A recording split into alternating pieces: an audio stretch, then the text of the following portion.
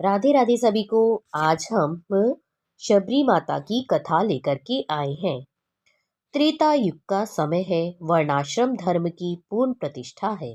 वनों में स्थान स्थान पर ऋषियों के पवित्र आश्रम बने हुए हैं। तपोधन ऋषियों के यज्ञ धूम से दिशाएं आच्छादित और वेद ध्वनि से आकाश मुखरित हो रहा है। ऐसे समय दंडकारण्य में एक पति पुत्र विहीना भक्ति श्रद्धा संपन्ना भीलनी रहती थी, जिसका नाम था शबरी। शबरी ने एक बार मतंग ऋषि के दर्शन किए। संत दर्शन से उसे परम हर्ष हुआ और उसने विचार किया कि यदि मुझसे ऐसे महात्माओं की सेवा बन सके तो मेरा कल्याण होना कोई बड़ी बात नहीं है। परंतु साथ ही उसे इस बात का भी ध्यान आया कि मुझ नीच कुल में उत्पन्न अधम नारी की सेवा ये स्वीकार कैसे करेंगे। अंत में उसने यह निश्चय किया कि यदि प्रकट रूप से मेरी सेवा स्वीकार नहीं होती तो न सही, मैं इनकी सेवा अप्रकट रूप से अवश्य करूंगी। यह सोचकर उसने ऋषियों के आश्रमों से थोड़ी दूर पर अपनी छोटी सी कुटिया बना ली और कंदमूल फल से अपना उदर पोषण करती हुई वह अप्रकट रूप से सेवा करने लगी। जिस मार्ग से ऋषिगण स्नान करने जाया करते, उषा काल के पूर्व ही उसको झाड़ बुहार कर साफ कर देती। कहीं भी कंकड़ या कांटा नहीं रहने पाता। इसके सिवा वह आश्रमों के समीप ही प्रातः काल के पहले पहले ईंधन के सूखे ढेर लगा देती। शबरी को विश्वास था कि मेरे इस कार्य से दयालु महात्माओं की कृपा मुझ पर अवश्य होगी। कंकरीले और कटीले रास्ते को निष्कंटक और कंकड़ों से रहित देखकर तथा द्वार पर समिधा का संग्रह देखकर ऋषियों को बड़ा आश्चर्य हुआ और उन्होंने अपने शिष्यों को वह पता लगाने की आज्ञा दी कि प्रतिदिन इन कामों को कौन कर जाता है। आज्ञाकारी शिष्य रात को पहरा देने लगे और उसी दिन रात के पिछले पहर शबरी ईंधन का बोझा रखती हुई पकड़ी गई। शबरी बहुत ही डर गई। शिष्यगण उसे मतंग मुनि के सामने ले गए और उन्होंने मुनि से कहा, महाराज, प्रतिदिन रास्ता साफ करने और ईंधन रख जाने वाले चोर को हमने आज पकड़ लिया है। यह भीलनी ही प्रतिदिन ऐसा किया करती है। शिष्यों की बात को सुनकर भय कातरा शबरी से मुनि ने पूछा, तू कौन है और किस लिए प्रतिदिन मार्ग बुहारने और ईंधन लाने का काम करती है। भक्तिमती शबरी ने कांपते हुए अत्यंत विनय पूर्वक प्रणाम करके कहा, नाथ, मेरा नाम शबरी है। मंदभाग्य से मेरा जन्म नीच कुल में हुआ है। मैं इसी वन में रहती हूँ और आप जैसे तपोधन मुनियों के दर्शन से अपने को पवित्र करती हूँ। अन्य किसी प्रकार की सेवा में अपना अनधिकार समझकर मैंने इस प्रकार की सेवा में ही मन लगाया है। भगवान, मैं आपकी सेवा के योग्य नहीं। कृपा पूर्वक मेरे अपराध को क्षमा करें।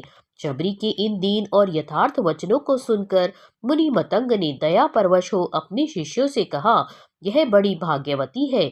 इसे आश्रम के बाहर एक कुटिया में रहने दो और इसके लिए अन्न आदि का उचित प्रबंध कर दो। ऋषि के दयापूर्ण वचन सुनकर शबरी ने हाथ जोड़कर प्रणाम किया और कहा, कृपानाथ, मैं तो कंदमूल आदि से ही अपना उदर पोषण कर लिया करती हूँ। आपका अन्न प्रसाद तो मुझे इसीलिए इच्छित है कि इससे मुझ पर आपकी वास्तविक कृपा होगी, जिससे मैं कृतार्थ हो सकूंगी। मुझे न तो वैभव की इच्छा है और न मुझे यह असार संसार ही प्रिय लगता है। दीनबंधु, मुझे तो आप ऐसा आशीर्वाद दे कि जिससे मेरी सदगति हो। विनयावनत श्रद्धालु शबरी के ऐसे वचन सुनकर मुनि मतंग ने कुछ देर सोच विचार कर प्रेम पूर्वक उससे कहा, हे कल्याणी, तू निर्भय होकर यहाँ रह और भगवान के नाम का जप किया कर। ऋषि की कृपा से शबरी जटा चीर धारणी होकर भगवत जन में निरत हो आश्रम में रहने लगी। अन्य अन्य ऋषियों को यह बात अच्छी नहीं लगी। उन्होंने मतंग ऋषि से कह दिया कि आपने नीच जाति शबरी को आश्रम में स्थान दिया है। इससे हम लोग आपके साथ भोजन करना तो दूर रहा, संभाषण भी करना नहीं चाहते। भक्ति तत्व के मर्मज्ञ मतंग ने इन शब्दों पर कोई ध्यान नहीं दिया। वे इस बात को जानते थे कि ये सब भ्रम में है। शबरी के स्वरूप का इन्हें ज्ञान नहीं है।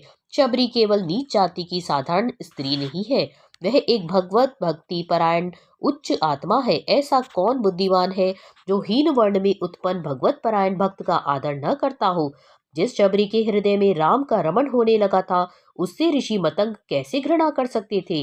इस प्रकार भगवत गुण स्मरण और गान करते करते बहुत समय बीत गया। मतंग ऋषि ने शरीर छोड़ने की इच्छा की।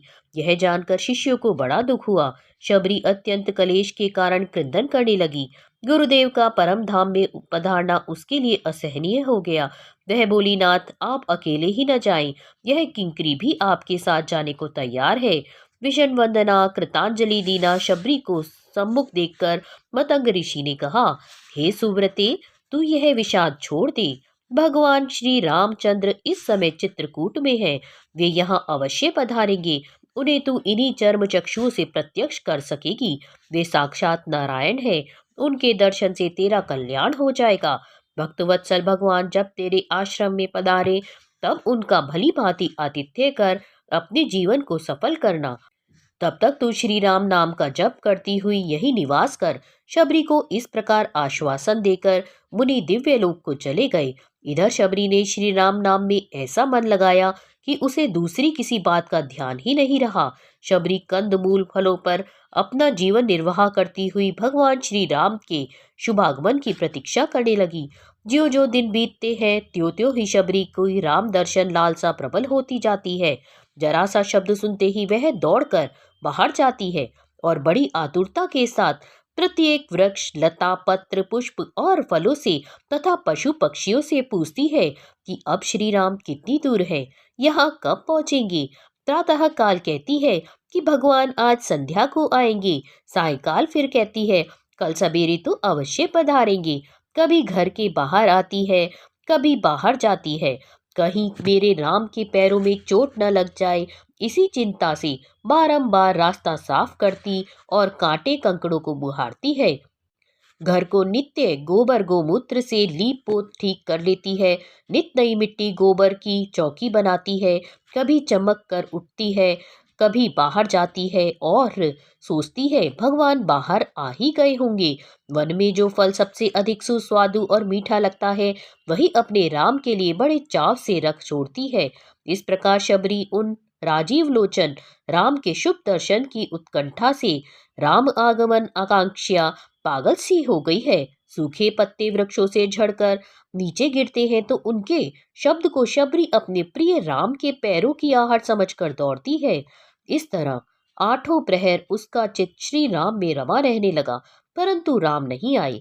एक बार मुनि बालकों ने कहा, शबरी तेरे राम आ रहे हैं। फिर क्या था, बेर आदि फलों को आंगन में रखकर वह दौड़ी सरोवर से जल लाने के लिए। प्रेम के उन्माद में उसे शरीर की सुधि रही थी। एक ऋषि स्नान करके लौट रहे थे। शबरी ने उन्हें देखा नहीं और उनसे उसका स्पर्श हो गया। मुनि बड़े क्रुद्ध हुए। वे बोले, कैसी दुष्टा है, जानबूझकर हम लोगों का अपमान करती है। शबरी ने अपनी धुन में कुछ भी नहीं सुना और वह सरोवर पर चली गई। ऋषि भी पुनः स्नान करने को उसके पीछे पीछे गए। ऋषि ने जो ही जल में प्रवेश किया त्यों ही जल में कीड़े पड़ गए और उसका वर्ण रुधिर सा हो गया। तो इतने पर भी उनको यह ज्ञान नहीं हुआ कि यह भगवत भक्ति परायण शबरी के तिरस्कार का फल है। इधर जल लेकर शबरी पहुंचने ही नहीं पाई थी कि दूर से भगवान श्री राम मेरी शबरी कहाँ है पूछते हुए दिखाई दिए। यद्यपि अन्य मुनियों को यह निश्चय था कि भगवान अवश्य पधारेंगे, परंतु उनकी ऐसी धारणा थी कि वे सर्वप्रथम हमारे ही यहाँ पदार्पण करेंगे। परंतु दीन वत्सल भगवान श्री रामचंद्र जब पहले उनके यहाँ न जाकर शबरी की मड़ैया का पता पूछने लगे तो उन तपोबल के अभिमानी मुनियों को बड़ा आश्चर्य हुआ। श्री राम का अपने प्रति इतना अनुग्रह देखकर शबरी उनकी आगवानी के लिए मन में अनेक उमंगे करती हुई सामने चली। इस प्रकार कहते हुए भगवान श्री राम लक्ष्मण सहित शबरी के आश्रम में पहुंचे। सबरी देखी राम ग्रह आए, मुनि के बचन समुझ जिय भाई। सरसिज लोचन बाहु विशाला, जटा मुकुट सिर उर बनमाला। श्याम गौर सुंदर दो भाई, सबरी परी चरण लपटाई। प्रेम मगन मुख बचन न आवा, पुनि पुनि पद सरोज सिर नावा। आज शबरी के आनंद का पार नहीं है। वह प्रेम में पगली होकर नाचने लगी। हाथ से ताल दे देकर नृत्य करने में वह इतनी मग्न हो हुई कि उसे अपने उत्तरीय वस्त्र का ध्यान नहीं रहा। शरीर की सारी सुध बुध जाती रही। इस तरह शबरी को आनंद सागर में निमग्न देखकर भगवान बड़े ही सुखी हुए और उन्होंने मुस्कुराते हुए लक्ष्मण की ओर देखा। तब लक्ष्मण जी ने हंसते हुए गंभीर स्वर से कहा कि शबरी, क्या तू नाचती ही रहेगी? देख श्री राम कितनी देर से खड़े हैं, क्या इनको बैठाकर तू इनका आतिथ्य नहीं करेगी? और उस धर्मपरायणा तापसी सिद्धा सन्यासिनी ने धीमान श्री राम लक्ष्मण को देखकर उनके चरणों में हाथ जोड़कर प्रणाम किया और पाद्य आचमन आदि से उनका पूजन किया। भगवान श्री राम उस धर्मनिरपेक्षता शबरी से पूछने लगे, हे तपोधने, तुमने साधन के समस्त विघ्नों पर तो विजय पाई है, तुम्हारा तप तो बढ़ रहा है, तुमने कोप और आहार का संयम तो किया है। हे चारुभाषिनी, तुम्हारे नियम तो सब बराबर पालन हो रहे हैं, तुम्हारे मन में शांति तो है, तुम्हारी गुरु सेवा सफल तो हो गई, अब तुम क्या चाहती हो? श्री राम के ये वचन सुनकर वह सिद्ध पुरुषों में मान्य वृद्धा तापसी बोली, भगवन, आप मुझे सिद्धा सिद्ध सम्मता तापसी आदि कहकर लज्जित न कीजिए। मैंने तो आज आपके दर्शन से ही जन्म सफल कर लिया है।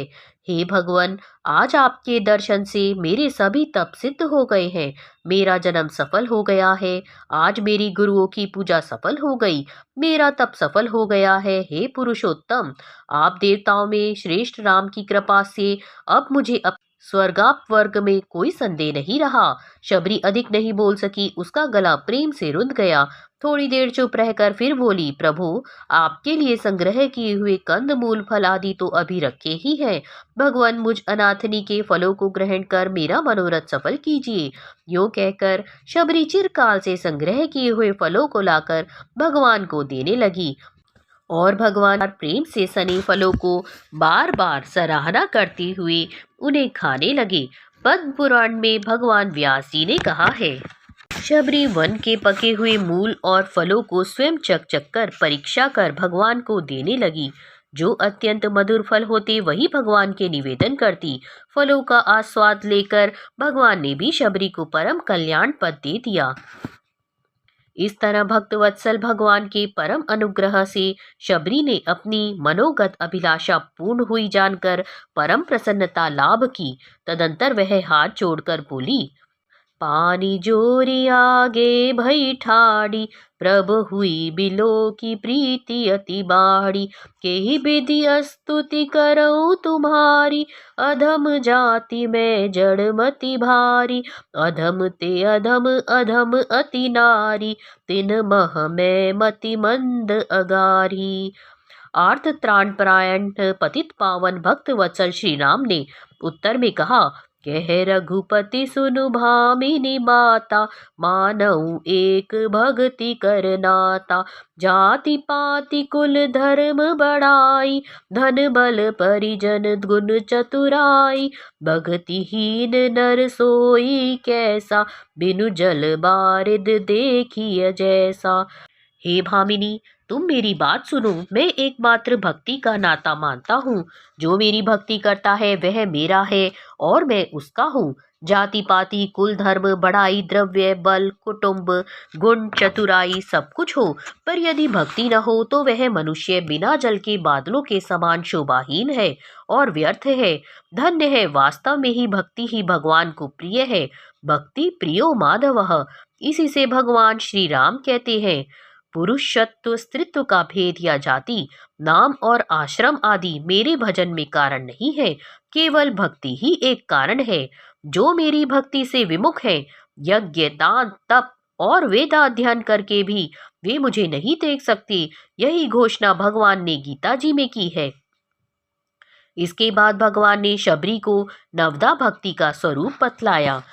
नवदा भक्ति कहूँ तो ही पाही, सावधान सुनु धरु मन माही, प्रथम भक्ति संतन कर संगा, दूसरी रति मम कथा प्रसंगा, गुरपद पंकज सेवा, तीसरी भक्ति अमान, चौथी भक्ति मम गुण गण करई, कपट तजी गान, मंत्र जाप मम दृढ़ विश्वासा, पंचम भजन सुबेद प्रकाशा, छठ दम शील बिरति बहु कर्मा, निरत निरंतर सज्जन धर्मा, सातव सम मोहि मैं जग देखा, मोते संत अधिक करि लेखा, आठव जथा लाभ संतोषा, सपने हु नहीं देखई पर दोषा, नवम सरल सब सन सलहीना, मम भरोस ही हर्ष न दीना, नवमहु एकौ जिनके होई, नारी पुरुष सचराचर कोई, सोई अति से प्रिय बामिनी मोरे, सकल प्रकार भगति दृढ़ तोरे।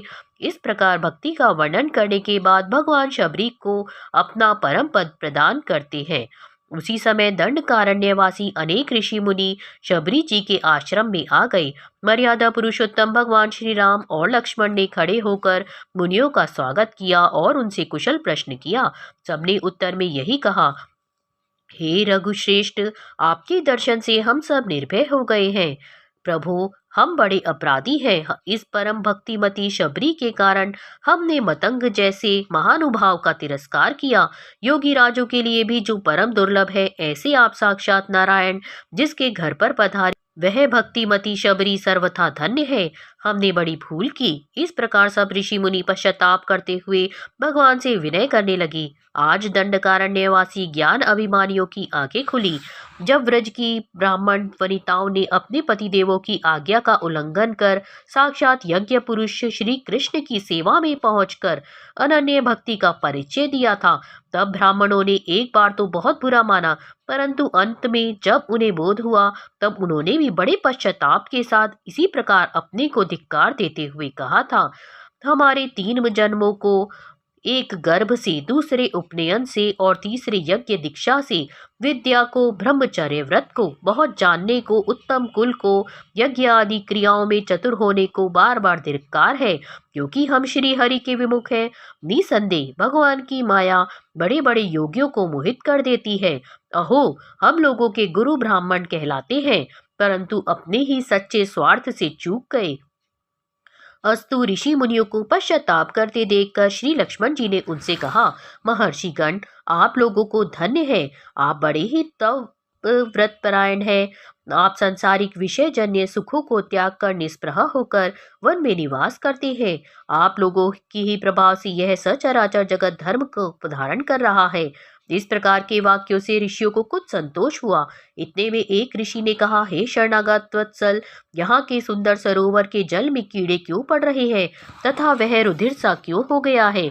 लक्ष्मण जी ने हंसते हुए कहा, मतंग मुनि के साथ द्वेष करने तथा शबरी जैसी राम भक्ता साध्वी का अपमान करने के कारण आपके अभिमान रूपी दुर्गुण से यह सरोवर इस दशा को प्राप्त हो गया है। इसके फिर पूर्ववत होने का एक यही उपाय है कि शबरी एक बार फिर से उसका स्पर्श करे। भगवान की आज्ञा से शबरी ने जलाशय में प्रवेश किया और तुरंत ही जल पूर्ववत निर्मल हो गया। यह है भक्तों की महिमा। भगवान ने प्रसन्न होकर फिर शबरी से कहा कि तू कुछ वर मांग। शबरी ने कहा, मैं अत्यंत नीच कुल में जन्म लेने पर भी आपका साक्षात दर्शन कर रही हूँ। यह क्या साधारण अनुग्रह का फल है? तथापि मैं यही चाहती हूँ कि आप में मेरा दृढ़ भक्ति सदा बनी रहे। भगवान ने हंसते हुए कहा, तथास्तु। शबरी ने पार्थिव देह परित्याग करने के लिए भगवान की आज्ञा चाही। भगवान ने उसे आज्ञा दे दी। शबरी मुनिजनों के सामने ही देह छोड़कर परम धाम को प्रयाण कर गई और सब तरफ जय जयकार की ध्वनि होने लगी। बोलो भक्त और उनके भगवान की जय। अगर आपको ये कहानी पसंद आई है तो वीडियो को लाइक करिएगा, अपने फ्रेंड्स के साथ ज़्यादा से ज़्यादा शेयर करिएगा और अगर आपने अभी तक हमारे चैनल को सब्सक्राइब नहीं किया है तो सब्सक्राइब करिएगा। मिलते हैं ऐसी ही और कहानी के साथ, तब तक के लिए धन्यवाद।